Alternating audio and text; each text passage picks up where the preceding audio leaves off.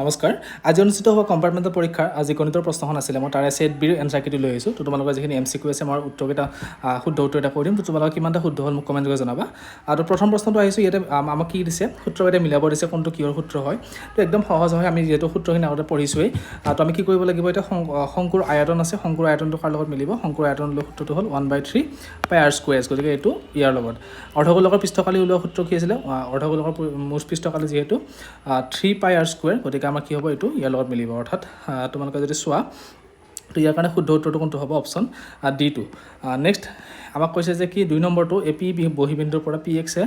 ও কেন্দ্ৰীয় বৃত্ত x বিন্দুত স্পৰ্শ কৰে তেন্তে আমাক কি কৈছে এইখিনি প্লাছ এইখিনি মান উলিয়াব দিছে মানে এনেকুৱা বৃত্ত আছে এটা P বিন্দু এটা আছে ইয়াৰ পৰা x লৈ এটা কি কৰিছে টানিছে স্পৰ্শক ইয়াতে O বিন্দু আছে এটো হল আমাৰ কি বৃত্তটো কেন্দ্ৰ আৰু এটা হল ব্যাসাৰ্ধ তো আমাক উলিয়াব দিছে এতিয়া কি যে এই কোণটো আৰু এই কোণটোৰ যোগফলটো এটা এইটো কোণ যেহেতু 90 ডিগ্ৰী হয় ত্ৰিভুজৰ তিনিটা কোণৰ যোগফল 180 গতিকে এইটো কোণৰ যোগফল কিমান হ'ব 90 ডিগ্ৰী নেক্সট r ব্যাসাৰ্ধটো বৃত্ত এটা চুকৰ পৰিসীমা কিমান হ'ব বৃত্ত চুক এটাৰ পৰিসীমা যে অপশ্যন আমাৰ কি হ'ব অপশ্যন C2 কেনেকৈ হ'ব চোৱা যে r ব্যাসাৰ্ধ বৃত্ত এটা চুকৰ পৰিসীমা তো বৃত্ত চুকৰ পৰিসীমা হ'লে এনেকুৱা টাইপ হৈ যাব এইটো বৃত্ত চুক তো এইটো হ'ল r এইটো হ'ল r আৰু এইটো আমাৰ কি হ'ব 1/4 পাই r টুৱাইছ পাই r হয়নে তো এইটো 2 কাৰ কাটা গ'ল থাকিলে কিমান পাই বাই r ডিভাইডেড বাই 2 তো পাই r ডিভাইডেড বাই 2 প্লাছ 2r এইখিনি যোগ কৰিলে আমি এনেকৈ সমান লৈ থ'ব পাৰোঁ গতিকে এইটো অপশ্যন C2 শুদ্ধ উত্তৰ নেক্সট এটা কৈছে কি এটা বাকচত 5টা ৰঙা মাৰ্বল আছে 2টা বগা মাৰ্বল আৰু 3টা ক'লা মাৰ্বল তো মুঠ মাৰ্বল কেইটা হ'ল 5 2 7 7 3 10টা তাৰ পৰা কি কৈছে জাৰিচিভাৱে লোৱা হ'ল যে মাৰ্বলটো ৰঙা হোৱাৰ সম্ভাৱিতা উলিয়াব দিছে তো ৰঙা মাৰ্বল কেইটা আছে 5টা গতিকে 5/2 10 = 1/2 অৰ্থাৎ অপশ্যন C2 নেক্সট ইয়াৰে কোনটো সমান্তৰাল প্ৰকৃতি গঠন কৰিব খুজিছে তো আমাৰ এইটো সমান্তৰাল প্ৰকৃতি হয় এইটো নহয় এইটো সমান্তৰাল প্ৰকৃতি হয় গতিকে 1 আৰু 4 টো শুদ্ধ নেক্সট এইটো এটা অপৰিমেয় সংখ্যা শুদ্ধ হয় আৰু এটা অপৰিমেয় সংখ্যা কিহৰ কাৰণে যে দুটা অপৰিমেয় সংখ্যাৰ যোগফল সদায় এটা অপৰিমেয় সংখ্যা হয় গতিকে এইটো আমাৰ সঠিক ব্যাখ্যা হয় অপশ্যন এটো শুদ্ধ উত্তৰ নেক্সট 7 নম্বৰটো চোৱা সকলোবোৰ বৰ্গ সদৃশ এইটো শুদ্ধ সকলোবোৰ আয়ত সদৃশ এইটো নহয়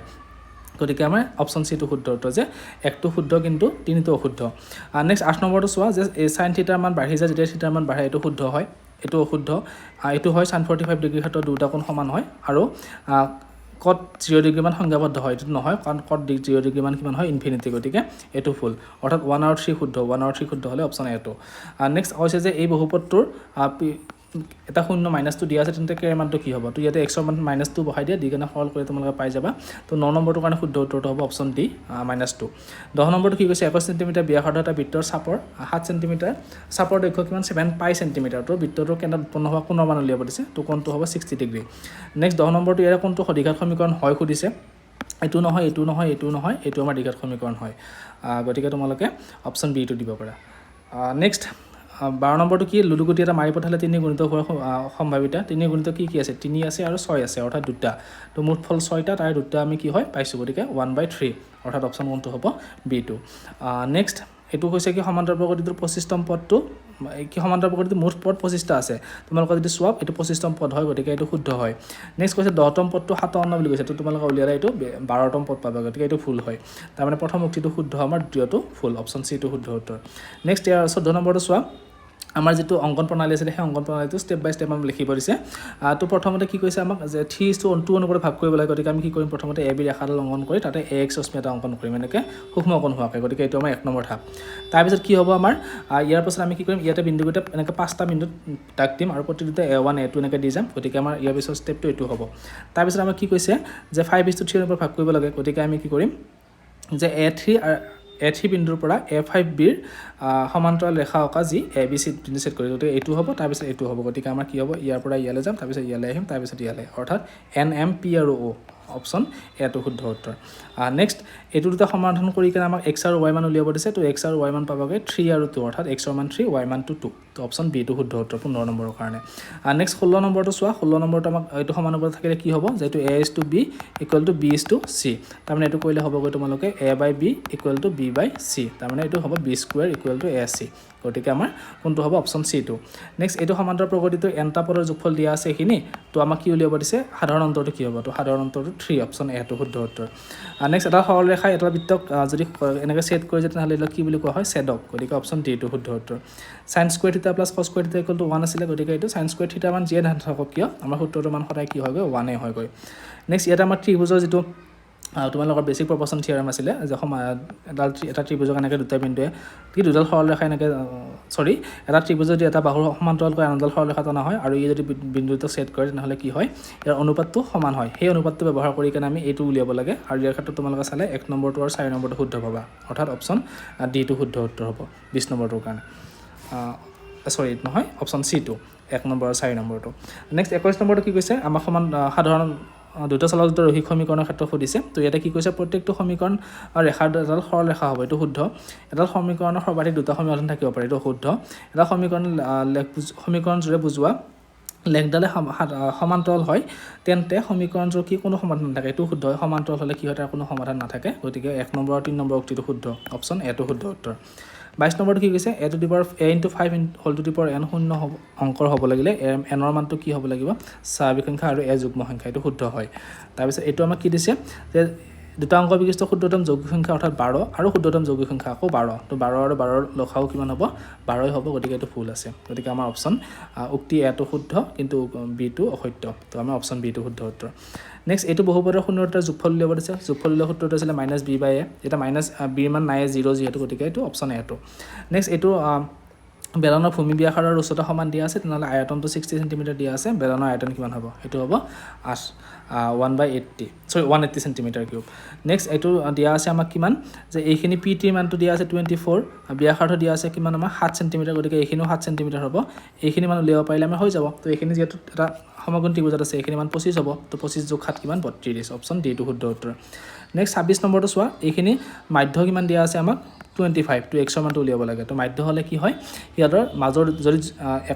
এটা দুটা তিনিটা চাৰিটা পাঁচটা ছয়টা সাতটা আঠটা পদ আছে যিহেতু গতিকে 3 নম্বৰ আৰু 4 নম্বৰ আৰু 5 নম্বৰ পদৰ যোগফলৰ 2ৰে হৰণ কৰিব লাগিব তো এইটো 2ৰে হৰণ কৰিলে মানে এই দুটা যোগ কৰি কেনে তোমালোকে এনেকৈ 2x + 10 প্লাছ 2x - 8 ডিভাইডেড বাই 2 কৰি যদি কৰা তেনেহ'লে কিমান পাবা উত্তৰটো 25 পাবাগৈ তো এইখিনি সৰল কৰিলে x মানটো পাবা আৰু x মানটো হ'বগৈ কিমান 12 তো অপশ্যন বিটো শুদ্ধ উত্তৰ 26 নম্বৰটোৰ কাৰণে নেক্সট 27 নম্বৰটো চোৱা তাছৰ পাতৰ অংক মুঠ পাত 52খন আৰু ৰজাৰাণী কেইখন আছে আমাৰ 8খন তো এইটো 4ৰে হৰণ কৰিলে এইটো যাব 2বাৰ এইটো যাব কিমান বাৰ 13 বাৰ অৰ্থাৎ 2/13 নেক্সট এইখিনি বহুপদ এইখিনি আমাক দিয়া আছে কি মাধ্য উলিয়াব দিছে মাধ্য এইটো দিয়া আছে তো এই তিনিটা মাধ্য কিমান হ'ব সুধিছে তো ইয়াৰ পৰা প্ৰথমতে এৰ মানটো উলিয়াব লাগিব তাৰপিছত ইয়াতে এৰ মানটো বহাই মাধ্য উলিয়াব লাগিব তো তেনেকৈ কৰিলে উত্তৰটো পাবা 64 অপশ্যন এটো নেক্সট 29 নম্বৰটো চোৱা এই তিনিটা বিন্দু যদি গঠন কৰা ত্ৰিভুজটোৰ ক্ষেত্ৰফল 0 হয় অৰ্থাৎ কালিৰ যদি 0 হয় তেনেহ'লে সেইটো কি হয় ৰেখা তিনিটা একেৰেখীয় হয় গতিকে আমাৰ কি হ'ব অপশ্যন বিটো শুদ্ধ উত্তৰ নেক্সট এই বিন্দুটো কি কৈছে x অক্ষৰ ওপৰত যিকোনো বিন্দুৰ ওপৰত 5 একক দূৰত্বত থাকিলে এনেকুৱা এটা বিন্দু এটা আছে ই কি কৈছে x অক্ষৰ ওপৰত থকা যিকোনো বিন্দুৰ পৰা 5 একক দূৰত্বত আছে তেনেহ'লে এই বিন্দুটো কিমানটা বিন্দুৰ পৰা দূৰত থাকিব ইয়াৰ পৰা চালেও 5 একক পাব পাৰা তোমালোকে এনেকৈ চালেও 5 একক পাব পাৰা অৰ্থাৎ দুটা বিন্দুৰ পৰা এনেকৈ পাবা গতিকে অপশ্যন বিটো শুদ্ধ উত্তৰ পিৰ কি মানৰ বাবে এইখিনি আমাৰ দ্বিঘাত সমীকৰণ নহয় দ্বিঘাত সমীকৰণ নহ'লে এইখিনি কি হ'ব লাগিব 0 হ'ব লাগিব অৰ্থাৎ পিৰ মানটো কি হ'ব 2 হ'ব অৰ্থাৎ অপশ্যন ডিটো শুদ্ধ উত্তৰ নেক্সট এইখিনি বক্ৰপৃষ্ঠকালি এইখিনি দিয়া আছে পৰিধি দিয়া আছে এইখিনি বেলনটো উচ্চতা উলিয়াব দিছে 32 নম্বৰটো তো এইটো হ'বগৈ কিমান আমাৰ 10 সেন্টিমিটাৰ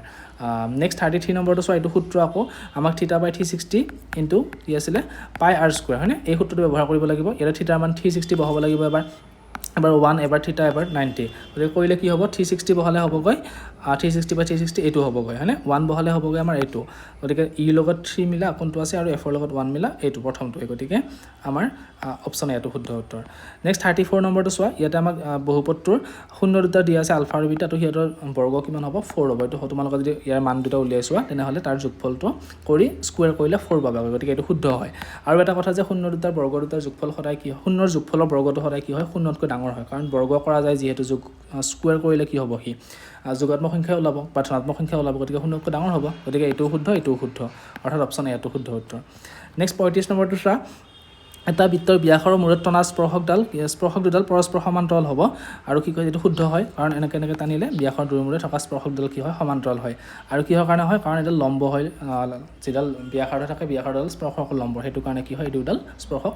সমান্তৰাল হয় গতিকে এইটো শুদ্ধ আৰু এইটো শুদ্ধ ব্যাখ্যা হয় অৰ্থাৎ অপশ্যন এটো শুদ্ধ উত্তৰ নেক্সট 36 নম্বৰটো ইয়াৰ উৎপাদক ল'ব দিছে তো 3x² y² আছে তাৰপিছত আছে কিমান 10x³ y² আৰু 6x² y² আৰু z আছে তো ইয়াৰ পৰা চালে তোমালোকে x² আৰু y² পাবা অৰ্থাৎ অপশ্যন ডিটো শুদ্ধ উত্তৰ নেক্সট এইটো ক্ষেত্ৰত কি হ'ব অপশ্যন বিটো তিনিটা স্থানলৈ থাকিব নেক্সট এইটো কি হ'ব 38 ষ্টেপ কেইটা লিখিব দিছে তো এইটো ষ্টেপ কৰিলে আমি কি পাম প্ৰথমতে 2x square minus 5x minus 3 equal to 0 তো এইটো কৰিলে তোমালোকে প্ৰথমতে লিখিব লাগিব এইটো ষ্টেপ প্ৰথমতে তাৰপিছত এইটো ষ্টেপ প্ৰথমতে এইটো ষ্টেপ তাৰপিছত এইটো তাৰপিছত এইটো অৰ্থাৎ অপশ্যন